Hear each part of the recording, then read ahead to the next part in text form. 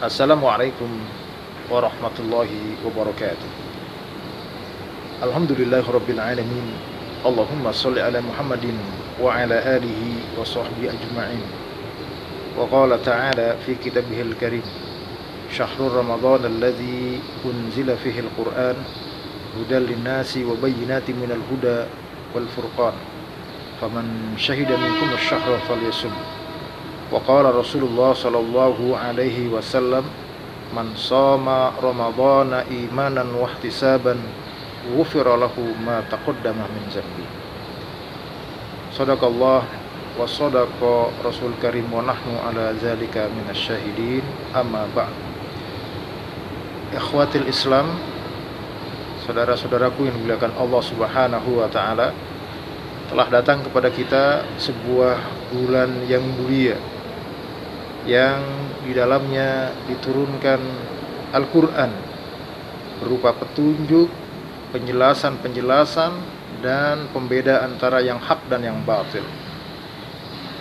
Di bulan ini pula Rasulullah Sallallahu Alaihi Wasallam memberitakan kewajiban untuk berpuasa selama 1 bulan penuh, dan bagi yang sanggup untuk melaksanakannya maka dijanjikan dengan pengampunan atas dosa-dosa yang telah lalu yang dilakukannya.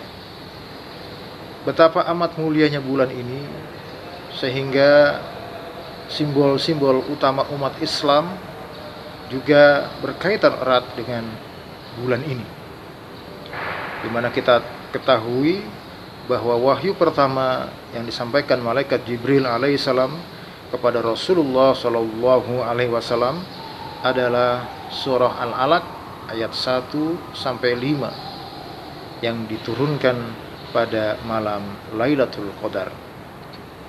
Lailatul Qadar adalah salah satu malam di antara malam-malam Ramadan yang pada tiap Ramadan juga masih Allah janjikan untuk bisa ditemukan bagi siapa saja yang bersungguh-sungguh untuk melakukan ibadah pada malam-malam hari pada Ramadan ini. Kaum muslimin yang muliakan Allah Subhanahu wa taala, kemuliaan bulan Ramadan bukanlah sesuatu yang bersifat materi. Ketika kita berpuasa di siang harinya dan menghidupkan malam-malam bulan Ramadan, ini merupakan ibadah fisik. Tetapi yang diinginkan, target daripada puasa bulan Ramadan adalah ketakwaan kepada Allah Subhanahu wa taala. Bagaimana mungkin seseorang merelakan lapar dan haus, kemudian dia batalkan pahala lapar dan hausnya yang diperjuangkan dari pagi sampai maghrib, dan itu dilakukan selama sebulan penuh dengan amalan yang sia-sia.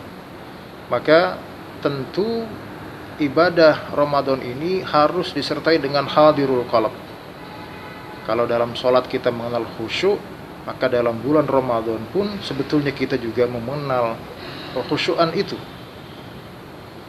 Ketika dibentangkan bulan Ramadan, maka sejak malam awalnya kita kawal dengan sholat tarawih yang biasanya disambut antusias oleh kaum muslimin dengan melaksanakannya di masjid-masjid ataupun di musola-musola. Ini merupakan satu gerakan awal untuk menyambut bulan yang mulia ini.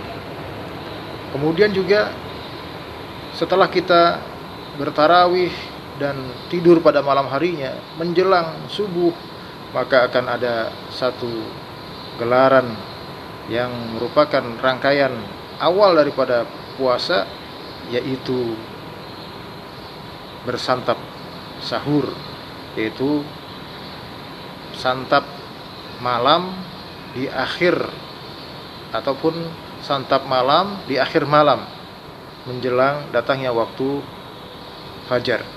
Dan ini merupakan satu kesiapan fisik kita. Jadi jelas sekali dari persiapan kita menyantap hidangan di malam itu sedang mempersiapkan persiapan jasadi, persiapan fisik. Ibadah ini ibadah fisik, tetapi setelah masuki waktu subuh, ibadah itu menjadi ibadah ruhiyah, di mana Rasulullah SAW mengingatkan, kam min shaimin laisa lahu min siyamihi ilal ju' wal atos. Tidak sedikit dari orang yang berpuasa dia hanya mendapatkan lapar dan hausnya saja, karena dia memperlakukan puasa hanya sebagai ibadah fisik. Sesungguhnya yang dipuasakan sejak dari terbitnya matahari sampai terbenamnya matahari itu adalah seluruh kesadarannya. Matanya diperintahkan oleh alam ruhnya untuk tidak melihat yang dilarang oleh Allah Subhanahu wa taala. Telinganya dilarang untuk mendengarkan hal-hal yang tidak baik. Kakinya dilarang untuk berjalan ke tempat-tempat yang tidak diridhoi oleh Allah Subhanahu wa taala, dan tangannya tidak berbuat kecuali perbuatan yang menunjukkan ketaatan kepada Allah Subhanahu wa taala. Ini jelas merupakan satu ibadah ruhiyah.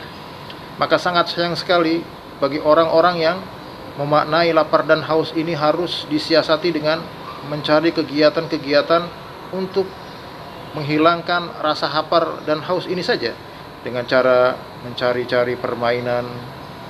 Kalau anak-anak di zaman modern ini mungkin dengan berbagai macam game dimainkan dari pagi sampai menjelang maghrib. Ini tentu di luar daripada semangat berpuasa. Seharusnya tetap diisi dengan kegiatan-kegiatan ibadah, memperbanyak sedekah, memperbanyak membaca Al-Quran, ataupun amalan-amalan lainnya yang bisa menghidupkan hati kita.